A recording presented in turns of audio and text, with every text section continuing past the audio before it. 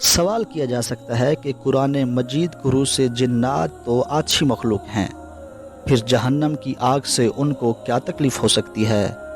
اس کا جواب یہ ہے کہ قرآن حکیم کی روح سے تو آدمی بھی مٹی سے بنا ہے، پھر اگر اسے مٹی کا ڈھیلا کھینچ مارا جائے تو اسے تکلیف کیوں ہوتی ہے؟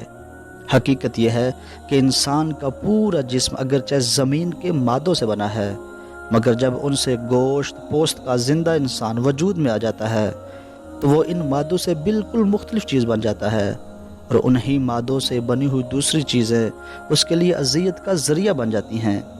ٹھیک اسی طرح جنات بھی اگرچہ اپنی ساخت کے اعتبار سے اچھی مخلوق ہیں، لیکن آگ سے جب ایک زندہ اور صاحب احساس مخلوق وجود میں آ جاتی ہے تو وہی آگ ان کے لیے تکلیف کا موجب بن جاتی ہے۔ خدا تمام مومنین کو علم آل محمد سیکھنے اور اس پہ عمل کرنے کی توفیق عطا فرمائے۔ ہمارے چینل کو سبسکرائب، لائک اینڈ شیئر ضرور کریں۔ ملتے ہیں نئی ویڈیو کے ساتھ، تب تک اپنا خیال رکھیں۔ اللہ حافظ، اللہ حافظ، اللہ حافظ، اللہ